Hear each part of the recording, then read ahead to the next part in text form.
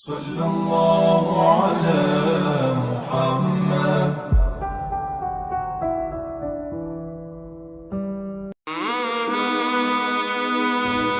بسم اللہ الرحمن الرحیم۔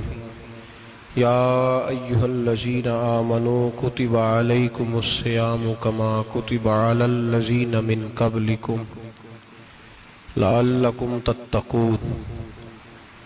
قال النبی صلی اللہ علیہ وسلم لکل شیء زکاۃ وزکاۃ الجسد الصوم، او کما قال صلی اللہ علیہ وسلم صدق اللہ العظیم وصدق رسولہ النبی الکریم۔ ان اللہ وملائکتہ یصلون علی النبی یا ایہا الذین آمنوا صلوا علیہ وسلموا تسلیما۔ اللہم صل علی سیدنا ومولانا محمد معدن الجود والکرم وآلہ وصحبہ وبارک وسلم۔ حمد و صلاۃ کے بعد قرآن مجید سورہ بقرہ، اللہ تبارک و تعالی نے ارشاد فرمایا یا ایھا الذین آمنوا کتب علیکم الصیام، اے ایمان والو تم پر روزے فرض کیے گئے، کما کتب علی الذین من قبلکم، اسی طرح جس طرح تم سے پہلے لوگوں پر فرض کیے گئے تھے، لعلکم تتقون، تاکہ تم پرہیزگار ہو جاؤ، متقی ہو جاؤ، اللہ سے ڈرنے والے بن جاؤ، گناہوں سے بچنے والے بن جاؤ، اپنی زندگی کو رب رسول کے احکامات کی روشنی میں گزارنے والے بن جاؤ۔ روزہ ایک پریکٹس ہے، ایک مجاہدہ ہے، ایک جد و جہد ہے۔ جد و جہد کس چیز کی؟ اللہ کی رضا کے مطابق اپنے آپ کو ڈھالنے کی جد و جہد۔ صوم کا لغوی معنی ہوتا ہے رک جانا۔ حلال رزق سامنے پڑا ہے، حلال مشروب سامنے پڑا ہے، حلال رشتہ بیوی کا موجود ہے، لیکن ان سب چیزوں سے حالت روزہ میں رکنا، اللہ کی رضا کے لیے رکنا، اس کا نام روزہ ہے۔ صوم کا معنی رکنے کے ہیں، پرہیز کرنے کے ہیں، بچنے کے ہیں۔ ہر چیز موجود ہے لیکن اللہ کا حکم نہیں ہے تو لہٰذا کھا نہیں سکتے۔ تو رب فرماتے جب جائز چیز ہے تو میری مرضی کے بغیر میرے حکم کے نہیں کھا سکتا، تو نے رکنا ہے تو حرام کیسے کھا لیتا ہے؟ جب جائز چیز کے لیے تجھے حکم ہے، میں کہوں تو کھائے گا، میں کہوں تو نہیں کھائے گا، میں نے حکم دے دیا جائز ہے، روٹی ہے، کھانا ہے، گوشت ہے، تیری فریج میں پڑا سارا کچھ، تو با اختیار ہے، منہ میں دانت بھی ہیں، ہضم کرنے کو ہاضمہ بھی ہے، بھوک کی شدت بھی ہے، پر میری اجازت کے بغیر تو کھا سکتا۔ روزہ رکھ لیا، اب تجھے حکم نہیں کہ تو کھائے۔ جب جائز چیز میری مرضی کے بغیر نہیں کھا سکتا تو ناجائز کیسے کھائے گا؟ میرے نبی پاک علیہ الصلوۃ والسلام نے اپنے خوبصورت الفاظ کے اندر اس مفہوم کو بیان فرمایا۔ محبوب پاک صلی اللہ علیہ وسلم فرماتے جس نے جھوٹ نہیں چھوڑا، غیبت نہیں چھوڑی، برائی نہیں چھوڑی، اللہ کو اس کے بھوکے پیاسے رہنے کی کوئی ضرورت نہیں۔ وہ کاہے کا رکا ہے؟ جب کوئی کام تو اس نے اللہ کی رضا والا کیا نہیں۔ روزہ رکھ کے دغا کر رہا ہے، روزہ رکھ کے جھوٹ بول رہا ہے، روزہ رکھ کے کم ماپ رہا ہے، تول رہا ہے، دھوکہ دے رہا ہے، رشوت لے رہا ہے، فراڈ کر رہا ہے، حرام کا مال اکٹھا کر کے کہتا ہے اس میں سے چلو 10 دیگیں بھی پکا دیں گے۔ وہ بھائی جو کام اللہ نے تجھے کرنے کو حکم دیا تھا، جب تو وہ بجا ہی نہیں لا رہا، مقصد روزہ ہی تو حاصل، لعلکم تتقون۔ روزے کا مقصد یہ ہے کہ تو پرہیزگار ہو جائے۔ میرے نبی پاک علیہ الصلوۃ والسلام کی بارگاہ عالی مرتبت میں 2 عورتیں آئیں، یہ چیزیں کھا لو، کہنے لگی محبوبہ ہم نے روزہ رکھا ہوا ہے۔ فرمایا نہیں، تمہارا تو روزہ نہیں ہے، حضور رکھا ہوا ہے روزہ، سحری سے لے کر اب تک کچھ نہیں کھایا، شام تک بھی نہیں کھائیں گی۔ محبوب نے فرمایا ذرا کہہ تو کرو، الٹی تو کرو۔ کہہ کی تو ان کے حلق سے خون بھی نکلا اور گوشت کے لوتھڑے بھی نکلے، پھوٹیاں بھی نکلی۔ نبی پاک نے فرمایا وہاں بیٹھ کے تم نے اپنے جاننے والوں کی غیبت نہیں کی، چغلی نہیں کھائی؟ خاموش ہو گئیں، گردنیں جھک گئیں۔ نبی پاک نے فرمایا تم نے قرآن نہیں پڑھا کہ جو اپنے بھائی کی غیبت کرتا ہے وہ مردہ بھائی کا گوشت کھاتا ہے؟ تو گوشت کھا کے بھی تمہارا روزہ رہ گیا ہے۔ کس طرح کا روزہ ہے کہ صاحب روزہ رکھ کے نہ رکھنے والوں پہ تنقید کر رہے ہیں؟ तरावियां पढ़ के निकले हैं तो कहते हैं मैं अकेला ही नेक हूं, बाकी तो मोहल्ले में कोई पढ़ता ही नहीं। ये कैसा तेरा रोजा है कि तू रोजा रख के तो उसके मकसद को नहीं समझा। लअल्लकुम तत्तकून, रोजादार तो वो है कि रोजा रखा हुआ है, खाने भी से रुका है, पीने से भी रुका है, अमले ज़ौजिय्या से भी रुका है, फिर वो झूठ से भी रुके, गीबत से भी रुके, बदनिगाही से भी रुके, हराम खारी से भी रुके सारी चीजों से। ये मतलब ये कि रोजे की हालत में अपनी बीवी के पास जाना मना है तो गैर महरम को देखना जायज है। हमारे टीवी पे मैंने पहले भी कहा था कि हम ठेकेदार और जिम्मेदार नहीं है मजहब के। यहां हमारे आने से पहले भी कोई बैठा था, हम मरेंगे तो यहां हमसे बड़े बड़े नेक लोग बैठेंगे, कोई बंदा जिम्मेदार नहीं है। बड़े बड़े कज कुला साहिब जुब्बा और दस्तार, बड़े बड़े साहिब बसीरत, आइमा, फुकाहा, उलमा, ज़ुआमा, नुकाबा, सूफिया, औलिया, गौस, कुतुब, अब्दाल, औताद, कुतुबुल अख्ताब, जाने कौन कौन आए, उलमा आए, मुफस्सिरीन आए, मुहद्दिसीन आए, गुजर गए। हम तो खाक नशीन लोग हैं, थोड़ा काम करने वाले, थोड़ी सलाहियत रखने वाले। लेकिन भाई अगर करते हैं तो एक काम करते हैं, साथ दूसरा नहीं करते। ये किस तरह का दीन सिखाने लोग निकले कि शव्वाल से लेकर शाबान तक गाना सुनाया जाएगा, शाबान से लेकर शव्वाल तक नाच गाना किया जाएगा, शव्वाल से लेकर शाबान तक धमा चौकड़ी होगी, रमजान आएगा तो हदीसें सुनाई जाएंगी, रमजान आएगा तो लोगों को कुरान पढ़ के सुनाया जाएगा।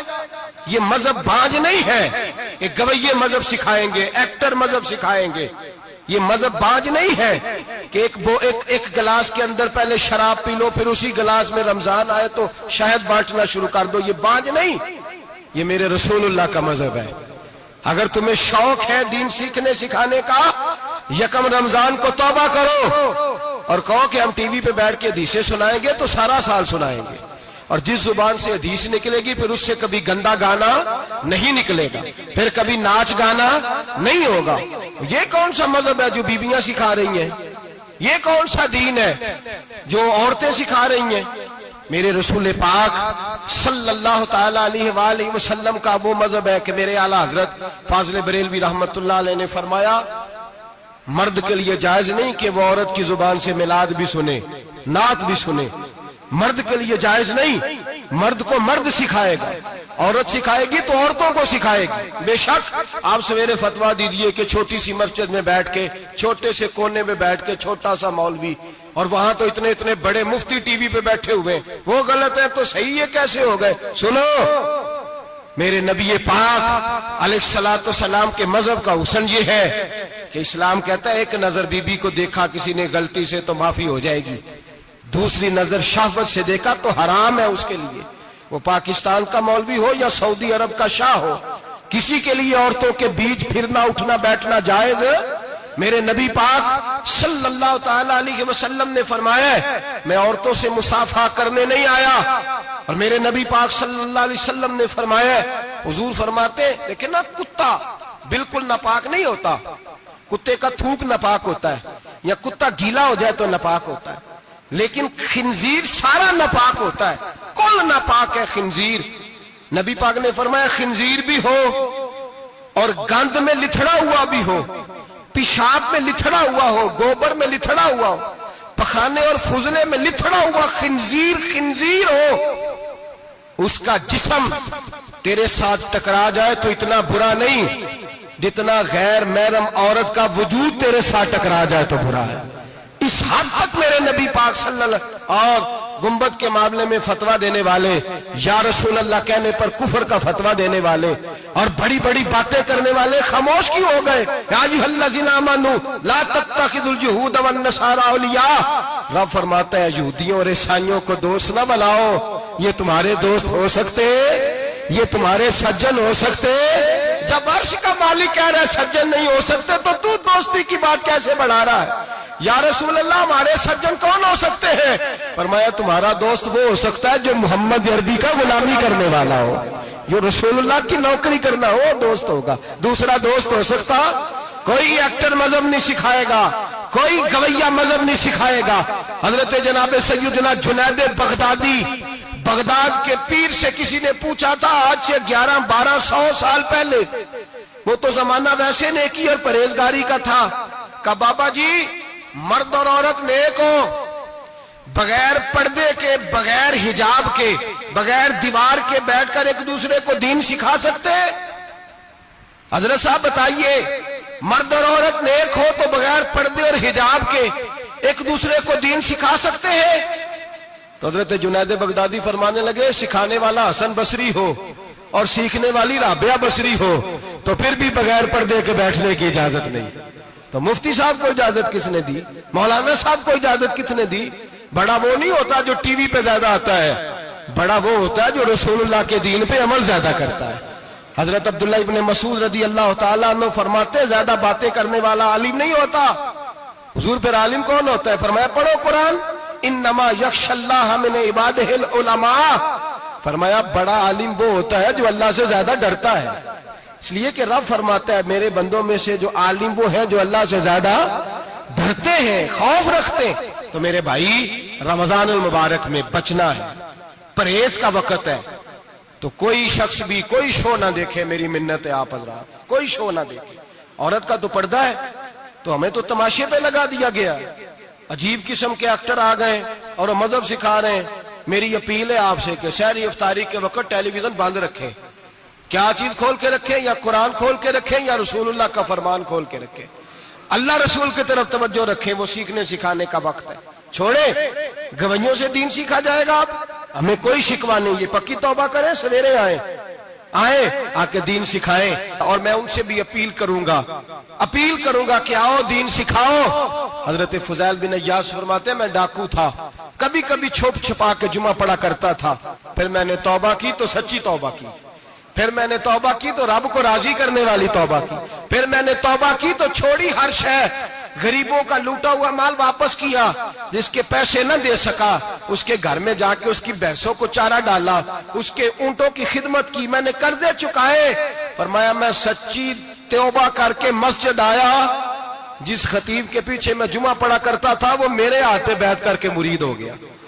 اللہ تبارک و تعالیٰ نے اپنے بندوں کے دل میری طرف پھیر دیے، پھر تمہیں اس میں انعام دینے کی ضرورت نہیں پڑے گی، پھر تم کٹیا نشین بن کے بھی دین پھیلاؤ گے تو اللہ اس میں تاثیر پیدا فرما دے گا۔ تو روزے کا معنی رکنا ہے، روزے کا معنی بولیے، روزے کا معنی رکنا، کس سے؟ جھوٹ سے، غیبت سے، بدی سے، بدنگاہی، کھانے پینے۔ روزہ کس پہ فرض ہے؟ امیروں پہ کہ غریبوں پہ؟ جی کہنے میں تو کام ہی، میرا تو کام ہی محنت مزدوری والا، میں کیسے روزہ رکھوں؟ میں تو دیہڑی لگاتا ہوں تو روزہ کیسے رکھوں؟ میں نے نہیں کسی حدیث میں پڑھا کہ روزہ وہ رکھے جو دفتر میں بیٹھتا ہے، صحابہ کے زمانے میں تو دفتر ہوتے ہی نہیں تھے، کسی جگہ نہیں لکھا ہوا روزہ وہ رکھے گا جو اے سی میں بیٹھتا ہے، تب تو اے سی تھے ہی نہیں۔ حضرت ابوبکر صدیق رضی اللہ تعالیٰ عنہ سے لے کر جناب بلال تک سارے اپنے ہاتھ سے کام کرتے، سارے اپنے ہاتھ سے کام کرتے، سارے۔ حضرت عمر فاروق رضی اللہ تعالیٰ عنہ خلیفہ وقت ہونے کے باوجود مال غنیمت کے اونٹ چرنے جاتے تھے تو چراگاہ میں چھوڑنے میں جاتے تھے، لینے بھی آتے تھے واپس، سارے لوگ اپنے ہاتھوں سے مشقت والے کام کرتے۔ حضرت بلال مزدوری کرتے، سلمان فارسی مزدوری کرتے، مقداد مزدوری کرتے، صحابہ مزدوریاں کرتے، روزے رکھتے، اور رمضان کے جانے کا وقت ہوتا تو در رسول پہ کھڑے ہو کے عرض کرتے محبوبہ دل نہیں بھرا، دل کرتا ہے کبھی رب سارا سال ہی روزے عطا کرے، سارا سال رمضان دے تو ہم سارا سال روزے رکھنے کو تیار ہیں۔ جذبہ تھا، طاقت تھی، ہمت تھی۔ آج نوجوان لڑکا ہے کہتا ہے مجھ سے بھوک برداشت نہیں ہوتی۔ میرے بھائی رب بیماری لا دینا، اللہ سے دعا مانگے اللہ شفائے عطا فرمائے، اور دعا کریں اللہ آزمائش سے محفوظ فرمائے۔ آپ یقین کریں میں نے لوگوں کو دیکھا ہے حلق سے قطرہ نہیں اترتا، خوراک کی نالی لگی ہوئی ہے، اعلیٰ غذائیں پکی ہوئی پڑی ہیں، عرش کا مالک کہتا ہے میں تیرے حلق سے گزرنے نہیں دوں گا، قانون بن گیا۔ میں نے دیکھا ہے ڈرپ پہ لوگ زندہ ہیں، بوتل لگی ہوئی ہے گلوکوز کی، گزارا چل رہا، اعلیٰ غذائیں پڑی ہیں، لاکھوں روپیہ تجوری میں پڑا ہے، مالک کہتا ہے تو نہیں کھا سکتا، تو وہ کھانے نہیں دیتا، نہیں کھانے دیتا۔ ایک شخص یورپ کے علاقے کا، میں کسی کالم نویس کا پڑھ رہا تھا، وہ کہتا ہے میری خربوں میں جائیداد ہے لیکن میرے معدے میں ایسی تکلیف ہے کہ میں آٹے کو چھان کر جو اوپر سے بورا نکلتا ہے صرف وہ کھا سکتا ہوں، اس کے علاوہ میں کائنات کی کوئی نعمت کھا نہیں سکتا۔ اور میرے بھائی وہ جب چاہے تو بڑے بڑے کھانے کھانے سے تجھے روک دے، تیرے دانت چبانے کے قابل نہ رہے، زبان نگلنے کے قابل نہ رہے، معدہ تیرا ہضم کرنے کے قابل نہ رہے، وہ جب چاہے تو جو مرضی کر لے۔ وہ کہتا چل تو میری مرضی پہ چلنا، 1 مہینہ میرے کہنے پہ نہ کھا، 1 مہینہ میرے کہنے پہ نہ کھا، تو یا اللہ تو کیا کرے گا؟ فرمایا صوم تصحو، میرے نبی پاک نے فرمایا تم روزے رکھو، اللہ تمہیں صحت عطا فرما دے گا، اللہ تندرستیاں دے دے گا، شفائیں دے دے گا۔ تم روزے رکھو، اللہ تمہیں، سبحان اللہ، اللہ طاقت دیتا ہے، ہمت دیتا ہے، اللہ ہمت دیتا ہے۔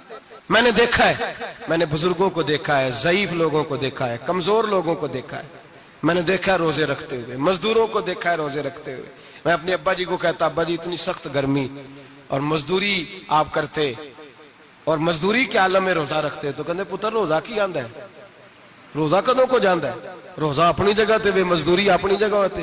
اور کئی دفعہ مینوں فرمان لگے، مینوں یار سمجھ کوئی نہیں لگدی، پتہ نہیں روزیاں چ اللہ طاقت کتھوں دے چھڑدا ہے اتنی زیادہ، کام بھی زیادہ کریدا ہے تے روزہ بھی بھائی صوم تصحو، میرے مصطفیٰ نے فرمایا تو روزہ رکھ، اللہ تجھے صحت عطا فرما دے گا۔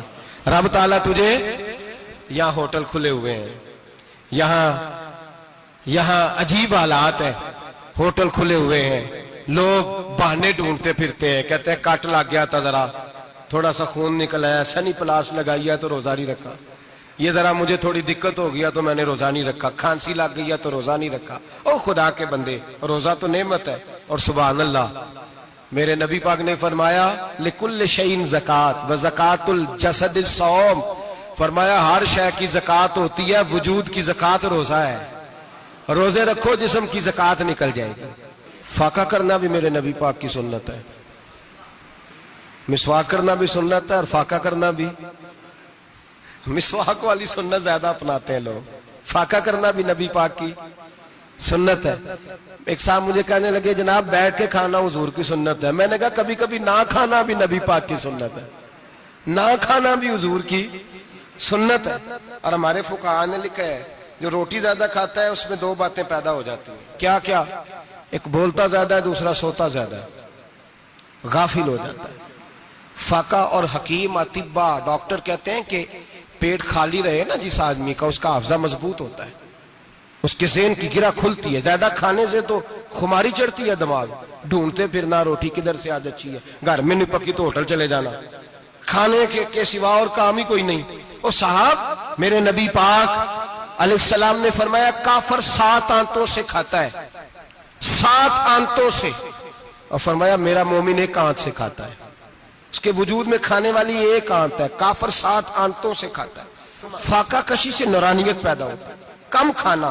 دیکھیں نا نبی پاک صلی اللہ علیہ وسلم نے اللہ سے فاقہ مانگ کے لیا ہے، یا اللہ 1 وقت روٹی دے، 1 وقت کا فاقہ دے، مانگ کے لیا ہے نبی پاک نے، مانگ کے۔ حضرت ابو ہریرہ رضی اللہ تعالیٰ عنہ فرماتے ہیں بھوک زیادہ لگتی تھی نا جب مجھے، تو میں حضرت عمر سے، ابو بکر سے، عثمان مولا علی سے کوئی مسئلہ پوچھ لیتا تھا، اور جب میں مسئلہ پوچھتا تھا تو وہ مجھے روٹی کھلا دیتے تھے، جب میں ان سے مسئلہ پوچھتا تو وہ مجھے، حضرت ابو ہریرہ فرماتے ہیں مجھے بھوک لگی، میں حضرت عمر کے پاس گیا، ان سے مسئلہ پوچھا، ان کا رواج تھا جب میں مسئلہ پوچھتا تو پہلے روٹی کھلاتے۔ ہمارے بزرگ یہ فرماتے ہیں کہ کھانے کھلا کے دین پڑھاؤ، صرف تمہارا کتب خانہ نہیں کھلا ہونا چاہیے، تمہارا دسترخوان بھی کھلا ہونا چاہیے۔ کسی نے نبی پاک صلی اللہ علیہ وسلم سے پوچھا تھا بہترین مسلمان کون ہے؟ حضور نے فرمایا جو سلام لینے میں پہل کرے اور روٹی زیادہ کھلائے، جو روٹی ہر وقت فکر کرے آ یار تو روٹی کھا لے، روٹی کھانے کی طرف توجہ دلائے۔ کھلانا سنت ہے، زیادہ کھانا اس میں بھی فرق رکھے۔ تو نبی پاک صلی اللہ علیہ وسلم کے صحابی حضرت ابو ہریرہ رضی اللہ تعالیٰ عنہ فرماتے ہیں میں نے حضرت عمر سے مسئلہ پوچھا، میں نے کہا حضور مسئلہ بتائیں، تو کہتے پہلے ان کی عادت تھی جب میں مسئلہ پوچھتا تو روٹی بھی کھلاتے، آج انہوں نے مسئلہ ہی بتایا ہے، روٹی کوئی نہیں کھلائی۔ تو مجھے کہنے لگے ابو ہریرہ تو سوچتا ہوگا روٹی نہیں اس نے پوچھی، تو نے کب سے کھانا نہیں کھایا؟ میں نے کہا آج صبح سے۔ تو جناب عمر کہنے لگے میں نے کل صبح سے نہیں کھایا۔ چل ابو بکر صدیق کے گھر مسئلہ پوچھتے ہیں، کہتے جناب صدیق اکبر کے دروازے پہ گئے، جا کر کے ان سے مسئلہ پوچھا۔ ان کی بھی عادت تھی جب کوئی مسئلہ پوچھنے جاتے تو دسترخوان بچھا لیتے، کہتے آؤ روٹی بھی کھلاتا ہوں مسئلے بھی بتاتا ہوں۔ کہتے ہیں گئے تو انہوں نے بھی مسئلہ بتایا, روٹی کوئی نہ پوچھی. تو کہنے لگے عمر ابو ہریرہ تم لوگوں نے کل پرسوں سے نہیں نہ کھایا ہوگا. اور ابو بکر کو 4 دن گزر گئے ہیں, تھوڑا سا دودھ ملا ہے یا کھجور ملی ہے, روٹی کوئی نہیں ملی. چلو در رسول پہ چلتے, آؤ حضور کی بارگاہ. کہتے ہیں نبی پاک کی بارگاہ میں آئے, حضور نے چہرے دیکھے, کریم سے مسئلہ نہیں پوچھنا پڑا. میرے مصطفیٰ کریم نے فرمایا بھوک لگی ہوئی ہے تم تینوں کو, 3-4 دن ہو گئے. اللہ کے رسول نے فرمایا مجھے پورا ہفتہ ہو گیا ہے. سبب کچھ اور ہے جس کو تو خود سمجھتا ہے. زوال بندہ مومن کا بے زری سے نہیں, بھوک نقصان کا وجہ نہیں بنی, وجہ کوئی اور بنی ہے. رشوتیں جو بازار گرم ہوئے ہیں لوٹ مار کے, یہ روٹی کے لیے نہیں, یہ زیادہ کھانے کے لیے, یہ بینک بیلنس کے لیے گرم ہے. یہ لوٹ مار کا مقصد کوٹھیاں بنانا ہے, روٹی کا تو رب کریم کا وعدہ ہے. جو روز روتا ہے شام کو کہ میرا کاروبار کوئی نہیں, اصل میں کہتا ہے بنگلہ کوئی نہیں, اصل میں کہتا ہے کار کوئی نہیں, پجارو کوئی نہیں, روٹی تو اللہ عطا فرماتا ہے, اس کا وعدہ ہے. فرمایا حضور نے 3 دن بیت گئے, چلو. میرا بے تکلف صحابی ہے ابو الحسن انصاری, وہ بڑے نصیب والے ہوتے ہیں جن کو میرے نبی پاک خود کہتے تھے کہ تیری فلانی ذمہ داری ہے. اس زمانے کا تو کسی کو کہہ دیا جائے یہ تیری ذمہ داری ہے تو کہتا ہے یہ تو پھٹیکے ڈالنے لگ گیا, یہاں سے تو چھٹی کر جانی چاہیے. خوش ہوتے تھے صحابہ کہ ہماری ذمہ داری لگی. کہتے ہیں حضرت ابو الحسن انصاری کے گھر گئے, نبی پاک نے فرمایا بھوک بڑی لگی ہے کھانا لا. کہتے ہیں حضور نے اسے کہا تو اس آدمی کو تو وجد ہی ہو گیا. اس نے کہا میرے اتنے نصیب کہ حضور کا یہ کھانا کھلا. آؤ دیکھو دنیا والو, آج جو سب سے زیادہ عزت والا ہے وہ میرا مہمان بنا ہوا ہے. فرماتے ہیں وہ دوڑے گئے, بکری اٹھائی, ذبح کی, بیوی کو کہنے لگے روٹی تیار کر. ادھر کھجوریں توڑی, انگور توڑے, کہنے لگے حضور آپ جب تک تناول کریں تب تک کھانا پک جاتا ہے. حضرت عمر کہتے ہیں روٹی پک کے آئی, بڑا پیارا گوشت, بڑا اچھا سالن, بڑا خوبصورت خلوص والا کھانا. فرماتے ہیں میں نے بڑا ہی کھایا. نبی پاک نے نہ ایک روٹی لی اور چھوٹی چپاتی, تھوڑا تھوڑا سالن کونوں سے, اور جب نبی پاک نے کھا لیا تو حضور کی آنکھوں میں آنسو آئے. حضرت عمر کہنے لگے حضور روئے کیوں؟ نبی پاک نے فرمایا سوچتا ہوں 7 دن کے فاقے کے بعد کھایا ہے, پر ڈرتا ہوں رب اس کا حساب پوچھے گا تو جواب کیسے دینا ہے, اس کا حساب بھی تو دینا ہے نا جو کھایا ہے. تو حضرت عمر فاروق کے ہاتھ میں کچھ چیز تھی, زور سے زمین پہ ماری, کا محبوبہ 7 دن کے بعد بھی روٹی کھائے تو حساب دینا ہے. نبی پاک فرمانے لگے عمر وہ مالک ہے نا, تو جب دیتا ہے تو حساب نہیں لے سکتا, حساب تو دینا ہے, حساب تو دینا ہے, تیاری رکھو. صحابہ کرام فرماتے ہم نے ارادہ کیا کہ آج کے بعد ہم پھر فاقے کریں گے, کم کھائیں گے, اس لیے کہ حساب دینا ہے. میرے بھائی وہ فاقہ کشی کرتے تھے, ڈرتے تھے. یہاں تو لوگ کھا کے بیمار ہیں, کھاتے جا رہے ہیں, سوتے جا رہے ہیں, کھاتے جا رہے ہیں, سوتے جا رہے ہیں. یہ بھی وقت آئے گا رمضان شریف کا, سویرے درس پہ آؤ کہتے نیند بڑی آتی ہے, سویرے 2 سپارے پڑھ کے سویا کرو کہتے صاحب نیند بڑی آتی ہے. فجر کے بعد ہی تو وقت ہوتا ہے اللہ اللہ کرنے کا, شہری کا, کھاتے جا رہے ہیں, سوتے. لوگ جماعت سے نماز نہیں پڑھتے سو جاتے, جماعت کا ثواب چھوڑ کے سو جائیں گے. بھائی رمضان مبارک میں فاقہ کشی کی ٹریننگ ہوتی ہے, فاقہ کشی کی تربیت لے, رمضان میں روکے اپنے آپ کو, تربیت ہوگی. اور ہمارے صوفیاء فرماتے ہیں جو زیادہ کھاتا ہے اس کا نفس اس کو زیادہ پہ مائل کرتا ہے, خواہشات نفس پیدا ہوتی ہیں. میرے نبی پاک علیہ السلام نے جوانوں کو حکم دیا ہے یا معاشر الشباب, او جوانوں.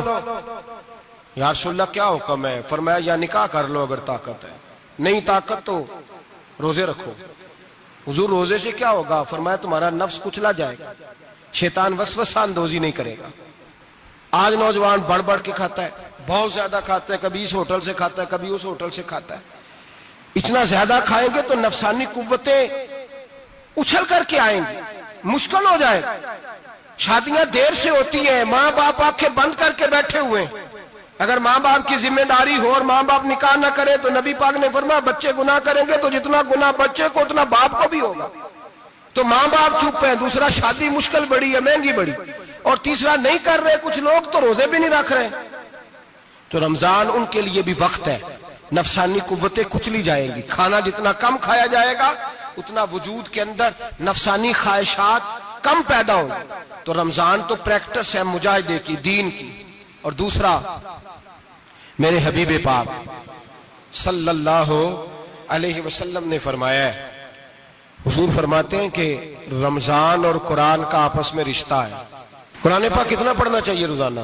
زیادہ سے اللہ جزا دے، امید ہے آپ زیادہ سے زیادہ ہی پڑھتے ہوں گے۔ بھائی سنیں، حدیث مبارکہ میں نبی پاک نے فرمایا رمضان اور قرآن دونوں مل کے نا، بڑی پیاری حدیث ہے، فرمایا دونوں مل کے اللہ کی بارگاہ میں میری امت کی سفارش کریں گے، رمضان اور اللہ اکبر۔ کس طرح؟ نبی پاک فرماتے ہیں رمضان کہے گا اے اللہ دن کے وقت میں نے اسے تیری رضا کے لیے کھانے پینے سے باز رکھا، اور قرآن کہے گا یا اللہ رات کو تیری رضا کے لیے کھڑا ہو کے یہ قرآن سنتا تھا۔ رمضان اور قرآن دونوں سفارش کریں گے۔ ہم نا بڑا کچھ پڑھتے ہیں، سنتے ہیں، سیکھتے ہیں، اب یقین کریں یہ کھاتے بھائی کا بھائی سے اختلاف ہو جائے نا تو وہ 30 سال پرانے کھاتے کھول کے لے آتا ہے، ساری رات ڈھونڈتا ہے کہ میرے پیسے کہاں سے نکلتے ہیں، پڑھ لیتا ہے۔ قرآن پاک کی باری آتی ہے تو نہیں پڑھتے قرآن پاک۔ ابا جی کا ختم ہوتا ہے تو مانگتے پھرتے ہیں، کہتے ہیں 2 قرآن پاک 10 قرآن پاک۔ یہ باتیں بتانی نہیں چاہیے، کرنی نہیں چاہیے، لیکن چونکہ تربیت کے لیے بیٹھا ہوں تو کر دیتا ہوں۔ میرے شاگردوں سے پوچھیں، یہاں مدرسہ ہے الحمدللہ، درجنوں طلباء ہیں، اساتذہ ہیں، میرے پیر بھائی ہیں، اور میرا یہ دعویٰ ہے کہ شاید کوئی کسی سے اتنا پیار کرتا ہو جتنے میرے شاگرد اور مرید مجھ سے کرتے ہیں، لیکن میں نے کبھی کسی سے نہیں کہا کہ ذرا سورت فاتحہ پڑھ کے دینا، میں نے اپنے ابا جی کو ثواب دینا ہے۔ پوچھ لیں کسی سے نہیں کبھی کہا، کبھی نہیں میں نے کہا کہ ذرا مجھے تھوڑا سا قرآن پڑھ دیں۔ میں اس کو ناجائز نہیں کہتا، پڑھوانا چاہیے، لیکن میں اپنے والدین کے لیے کبھی سوال نہیں کرتا کہ مجھے ذرا پڑھ کے دو، میں نے بخشنا ہے، اس لیے کہ میں نے ذاتی طور پہ روٹین بنائی ہے۔ میں سمجھتا ہوں کہ کائنات کے اندر میرے اوپر جن لوگوں نے احسان کیے ان میں سب سے زیادہ حصہ میرے ماں باپ کا ہے۔ میں سمجھتا ہوں اس بات، کتنا نالائق ہوں میں کہ میں 1 مہینے میں ایک قرآن پاک بھی پڑھ کے ان کی روح کو احسال نہیں کر سکتا۔ میرا یہ طریقہ ہے ذاتی، میں قدغن نہیں لگاتا، میرا ذاتی طریقہ یہ، الحمد سے شروع کرو اور 2 سورتیں چھوڑ کے قرآن پاک ختم کر دو آخری، اور پھر فلق اور ناس صورتیں ساتھ لے جاؤ۔ یہاں بیٹھ کے سالے ثواب نہیں کرنا، ختم نہیں دلانا، ساتھ لے جاؤ، قبر پہ کھڑے ہو جاؤ اور فلق اور ناس صورتیں قبر پہ بیٹھ کے تلاوت کرو، اور جو قرآن مجید پڑھا ہے ان کی روح کو وہاں احسال کرو۔ او بھائی، اولاد جب ماں باپ کے لیے پڑھتی ہے تو اسے کہنا نہیں پڑتا اللہ بخش دے، اس لیے کہ اولاد کی نیکیاں خود بخود ماں باپ کے کھاتے میں جمع ہوتی ہیں، خود نیکیاں جمع ہوتی ہیں۔ میرے بھائی تو بچوں سے یہ تو مطالبہ کرتا ہے کہ بیٹا اس سال رمضان المبارک میں میرے لیے ستو ضرور بنانا، فلانی چٹنی ضرور تیار کرنا، یہ کیوں نہیں کہتا بیوی سے کہ ڈشیں کم بنانا، تو بھی بیٹھ کے قرآن پاک پڑھ، میں بھی قرآن پاک پڑھتا ہوں۔ ادھر آؤ بیٹا یہاں بیٹھ کے تلاوت کرو، میں بھی کرتا ہوں۔ بیٹی ادھر آؤ بیٹھ کے قرآن پاک پڑھو۔ کتنا وقت لگتا ہے؟ حافظ اور قاری اور علماء اگر پڑھے تو 20-25 منٹ لگتے ہیں قرآن پاک کا سپارہ پڑھنے، اور اٹک اٹک کے پڑھنے والا بھی پڑھے تو 1 گھنٹہ لگ جائے گا۔ اور میرے نبی پاک صلی اللہ علیہ وسلم نے فرمایا جو قرآن پڑھتے ہوئے اٹکتا ہے اللہ اسے ڈبل ثواب عطا فرماتا ہے۔ فرمایا جو زبانی پڑھے سنگل ثواب، جو دیکھ کے پڑھے اسے ڈبل ثواب۔ حضور کیوں؟ فرمایا اس لیے کہ میرا قرآن دیکھنے پہ بھی اللہ ثواب عطا فرماتا ہے، قرآن دیکھنے پہ بھی اللہ ثواب دیتا ہے، دیکھنے کا بھی ثواب۔ رمضان شریف میں قرآن پاک پڑھے، کھول کے پڑھے۔ اور میرے بھائی اگر تیرا بچہ پڑھے، اگر تیری بیٹی پڑھے، کائنات کا خوش نصیب باپ وہ ہے کہ بیٹا قرآن پڑھے، چاہے ناظرہ ہی پڑھے، جس کی بیٹی پڑھے۔ زندگی میں انہیں اس کام پہ لگا جاؤ، مرنے کے بعد بھی پڑھیں گے۔ امام جلال الدین سیوطی شافعی رحمت اللہ علیہ فرماتے ہیں حضرت عیسیٰ قبر کے پاس سے گزرے، قبر پہ عذاب ہو رہا تھا، اللہ کا غضب برس رہا تھا، جناب عیسیٰ استغفار پڑھتے ڈرتے گزر گئے۔ تھوڑی دیر کے بعد، چند گھنٹوں کے بعد گزرے تو اسی قبر پہ پھول کھلے ہوئے تھے، رحمت برس رہی تھی۔ حضرت عیسیٰ علیہ السلام عرض کرنے لگے مولا تو بے نیاز ہے، میری طاقت نہیں تیرے کاموں میں بولنے کی، پر ابھی تو یہاں عذاب ہو رہا تھا، ابھی رحمت برس رہی ہے۔ جناب عیسیٰ کہتے ہیں آواز خدا بندی آئی، عیسیٰ بندہ بڑا گناہگار تھا، پاپی تھا، مجرم تھا، خطا کار تھا، لیکن جب اس کا انتقال ہوا، اس کی بیوی حاملہ تھی، اس کے پیٹ میں بچہ تھا، بچہ اس کے انتقال کے بعد پیدا ہوا، آج وہ 4-4.5 سال کا ہوا ہے، مکتب میں گیا ہے، مدرسہ میں گیا ہے، استاد نے بسم اللہ شریف پڑھائی ہے، فرمایا اس نے توتلی زبان سے کہا ہے بسم اللہ الرحمن الرحیم کا ایسا مجھے بتلا اس زمین پر وہ معصوم جسے ابھی رحمان اور رحیم کہنا نہیں آتا، وہ توتلی زبان سے مجھے رحمان اور رحیم کہے اور میں اسی زمین پہ اس کے باپ کو عذاب دوں؟ فرمایا اس نے ایک بار رحمان اور رحیم کہا ہے، میں نے اس کی باپ کی قبر کو نور سے معمور فرما دیا ہے، نور سے بھر دی ہے قبر، برکت سے بھر دی ہے۔ اللہ کرے میرے بیٹے بھی قرآن پڑھے، اللہ کرے میری بیٹیاں بھی قرآن پڑھے، اللہ کرے ہم سب کی اولادیں قرآن پاک پڑھے۔ لیکن نا امام اعظم ابو حنیفہ رمضان میں 61 قرآن پاک پڑھتے تھے۔ کتنے؟ 60 ٹیک اللہ اکبر۔ ایک قرآن پاک دن میں پڑھتے پورا، ایک رات کو پڑھتے، ایک تراویح میں پڑھتے۔ 61 قرآن پاک امام صاحب پڑھتے۔ آپ فرماتے میں نے چھوڑ دیے سارے وظیفے، میں صرف رسول اللہ کا قرآن پڑھتا ہوں۔ رمضان سارا قرآن پاک، سارا رمضان۔ اب تو عادت ہی نہیں رہی ہمیں قرآن پاک کی۔ اگر لوگ ناراض نہ ہوں تو محفل نعت ہوتی ہے تو تلاوتیں کتنی ہوتی ہیں، اور نعتیں ہم نے ذوق ہی نہیں بنایا، ذوق ہی نہیں بنایا ہم نے تلاوت قرآن کا، اس لیے کہ قراء علماء فقراء ان کو ہم تیار ہی نہیں کر رہے، ہم تو ایکٹر پال رہے ہیں جو پیسے لیتے ہیں نعت خوانی کے، معاذ اللہ۔ او میرے بھائی، کیا قرآن میرے نبی کی نعت نہیں؟ حضرت عائشہ صدیقہ رضی اللہ تعالیٰ عنہ کے پاس صحابہ گئے، کہنے لگے اماں جی ہمیں نبی پاک کا اخلاق بتلائیں۔ اماں جی کہنے لگی جاؤ جا کے قرآن پاک پڑھو، کان خلقہ القرآن، سارا قرآن میرے نبی کے اخلاق کا انعام ہے۔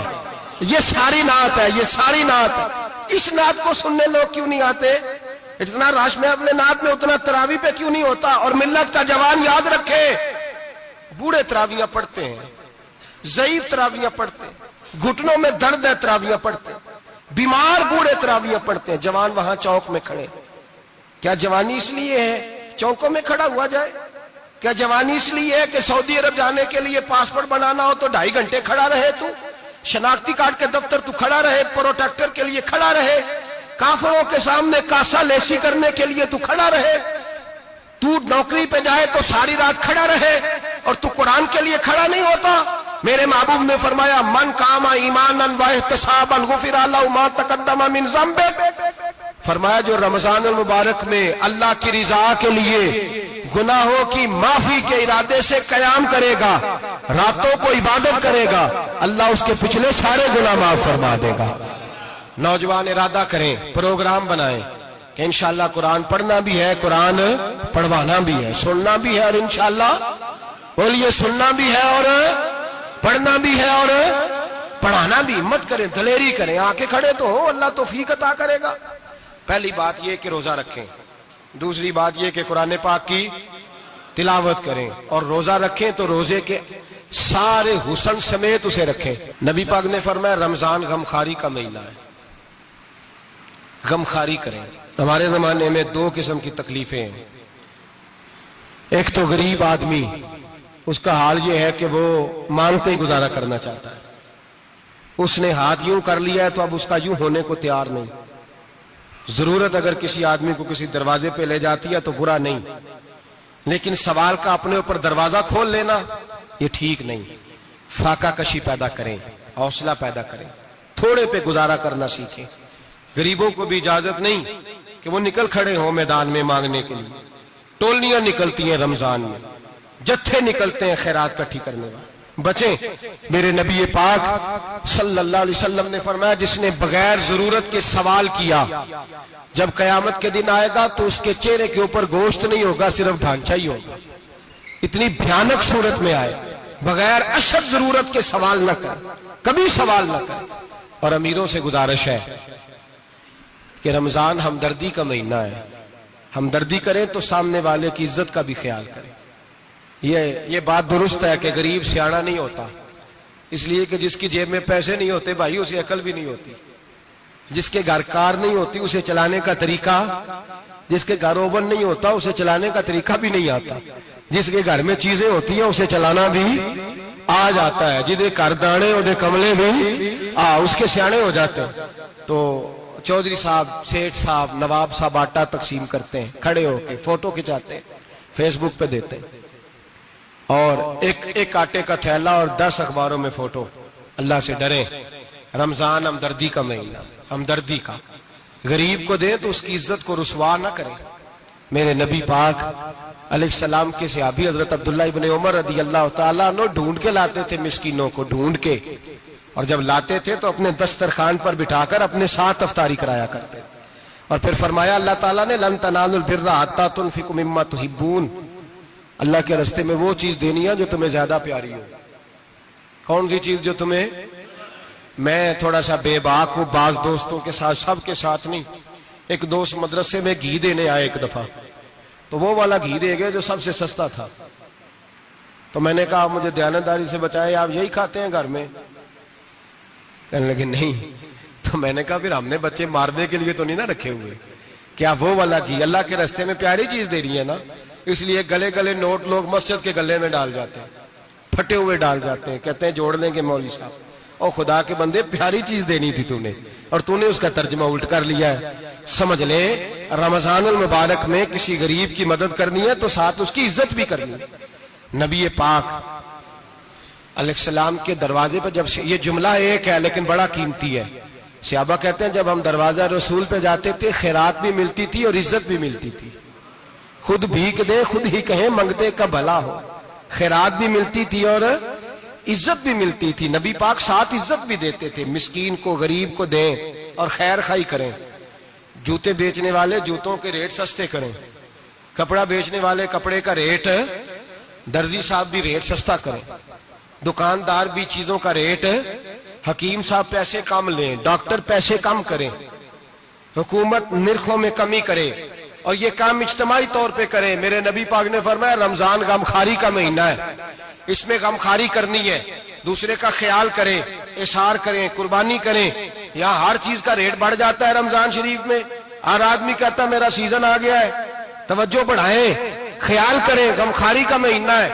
اور پھر آپ لوگوں سے یہ بھی گزارش ہے کہ رمضان المبارک کا جب مہینہ آئے تو جس آدمی کے ساتھ نیکی کرنی ہے وقت پہ کریں.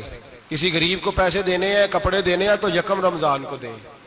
میں اکثر دوستوں سے پوچھتا ہوں، میں کہتا ہوں قاری صاحب نو جوڑا کدو دیندے ہو؟ کہندے 27 والے دن. میں کہ مینوں لگ گئی سمجھ، تہاڈی سازش ہے کہ جڑے سواں کے پاں نہ لوے. ایویں مولوی چودھری صاحب دے نال دے کپڑے پا لے تے کتے لکھیا اینوں دینا ہے 27. تسی دسو 27 والے دن کو درزی سی کے دیندا ہے، اونوں 3 گنا بھی پیسے دئیے تے کہندا جڑے باقی نے انہاں دے نہیں بٹن پہ لگ دے میرے کولوں. کتھوں جوڑا سی کے؟ تو کس دن دیتے ہو قاری صاحب کو؟ کیا مقصد ہے؟ پہننے کے لیے دے رہے ہو یا اس لیے دے رہے ہو کہ نہ پہن سکے؟ تو بھائی آپ جب کسی کو کوئی چیز دیں گے تو کب دیں گے؟ جب وہ استعمال کر سکے. غریب کو لوگ فطرانہ دینے جاتے ہیں عید سے ایک دن پہلے، تو کیا کرے گا اس کا؟ وہ نہ تو کپڑے خرید سکا نہ روٹی لا سکا. بلکہ میرے حضرت صاحب فرماتے ہیں رمضان سے پہلے دے دو. رمضان کی نیت کر کے رمضان سے 1-2 دن پہلے دے دو، اللہ رمضان جتنا ثواب ہی عطا فرمائے گا. رمضان سے پہلے دو جس کو کچھ ہے دن، قبل از وقت تیاری کرو. اور میرے قبلہ حضرت صاحب فرمایا کرتے اپنے کپڑے بعد میں، غریب کے بچوں کے کپڑے پہلے، اپنے گھر کی ضروریات بعد میں، غریبوں کی ضروریات. اس لیے کہ اللہ پاک نے ان کا رزق بھی ہمارے گھر بھیج دیا ہے. ہماری ڈیوٹی لگائی ہے کہ تم نے بانٹنا، بانٹنے والے بنو. اور یہ ذہن بنائے کہ پتہ نہیں کس کا حصہ تھا جو اللہ نے میرے گھر بھیجا. یہ ذہن بنا کے بانٹ. اور جس کو دینے جائیں، ہاں آپ کو اجازت ہے تھوڑا بہت پتہ کرنے کی، لیکن تھوڑا بہت تفتیش کرنے کی اجازت، بال کی کھال اتارنے کی اجازت. میں نے دیکھا ہے لوگ غریبوں کا انٹرویو لیتے ہیں. تیرا تو فلانا کمانے والا نہیں، تیرا تو فلاں بچہ. او بھائی بہت سارے غریب ایسے ہیں، بڑے ہیں جو کمانے کی کوشش کرتے ہیں لیکن ان کا سبب نہیں بنتا. ہاں ہے ایسے لوگ جو سعودی عرب چلے گئے ہیں، کہتے ہیں تیرا تو فلاں باہر نہیں گیا. گیا ہے، لیکن سارے سعودی عرب جانے والے بھی مال کمانے کی طاقت نہیں رکھتے. کئی وہاں بھی بیٹھ کے بیچارے قرضوں میں الجھے ہوئے ہیں، وہاں والوں کے ظلم کا شکار ہیں. بہت ساری آزمائشوں میں تو تفتیش کرتا ہے. میرے امام شافعی کا ایک جملہ اگر آپ کو یاد رہ گیا تو بات بن جائے گی. امام شافعی رحمت اللہ، بلکہ حضرت غوث اعظم جیلانی کے پاس وہ بات آپ کو زیادہ فائدہ دے گی. حضرت غوث اعظم جیلانی کو ان کا ایک مرید سمجھانے لگ گیا. کہنے لگا حضرت جی آپ سب کو دیتے رہتے ہیں، ہر بندہ مستحق نہیں ہوتا، ذرا ٹٹول کے دیا کریں. تو غوث اعظم جیلانی فرمانے لگے بھائی مجھے تو لگتا ہے تو بھی ان چیزوں کا مستحق نہیں تھا جو اللہ نے تجھے عطا کر دی ہے. پہلے تو بتا تو مستحق تھا, تجھے اپنی حیثیت اوقات کا پتہ ہے جو اللہ نے تجھے دے دی ہے؟ طاقت تھی, کوالٹی تھی, تیرے اندر وہ صلاحیت تھی. رب نے تو نہیں تیری تفتیش کی کہ تو قابل ہے کہ نہیں, تو اللہ کے بندوں کی تفتیش کرتا پڑتا ہے.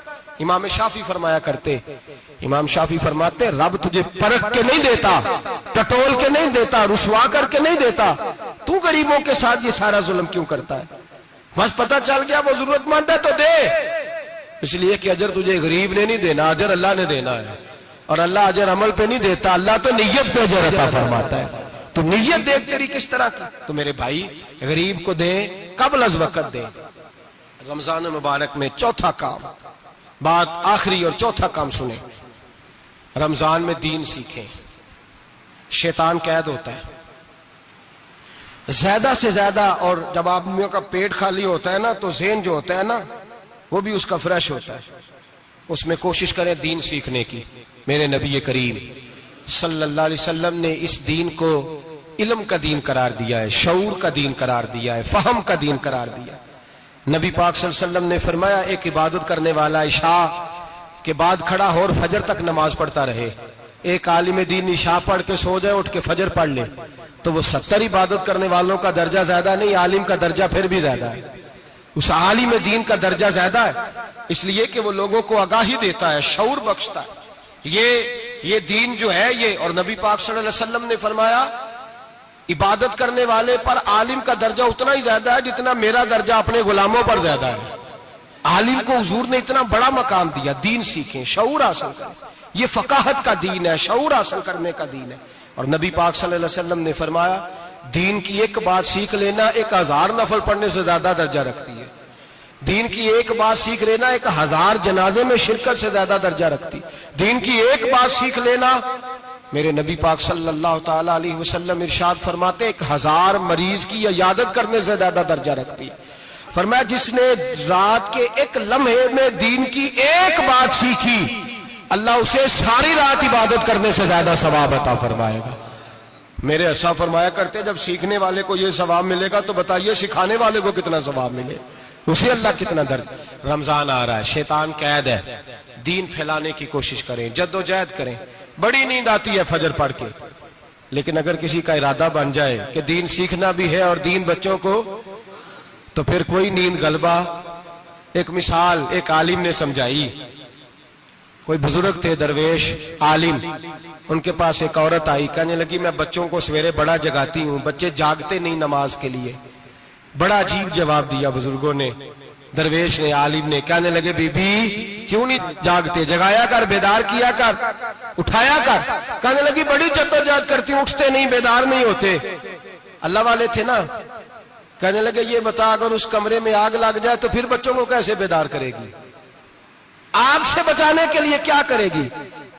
پھر تو بالوں سے پکڑ بھی گھسیٹنا پڑا تو گھسیٹ کے کمرے سے لاؤں گی, پھر تو چوٹیں لگتی ہیں تو لگ جائے, پھر میں پرواہ نہیں کروں گی. آپ فرمانے لگے یوں سمجھ لے جہنم کی آگ جل رہی ہے, اگر تیرے بچے نے نماز نہ پڑھی تو آگ لگ جائے گی, اگر اس نے عبادت نہ کی تو اسے آگ, اب جیسے بھی تجھے اٹھانا پڑتا ہے اٹھا گھسیٹ کے باہر لا, لیکن اس کی نماز قضا. نیند بڑی آ رہی ہے سویرے, لیکن اگر دین نہ سیکھا تو مشکل ہو جائے. جیسے بھی اپنے آپ کو جگانا چاہیے, ہمت کرنی چاہیے, دلیری کرنی چاہیے. ہمیشہ مدحت خیر الانام میں گزرے, دعا ہے یہ عمر درود و سلام میں گزرے. آخر دعوانا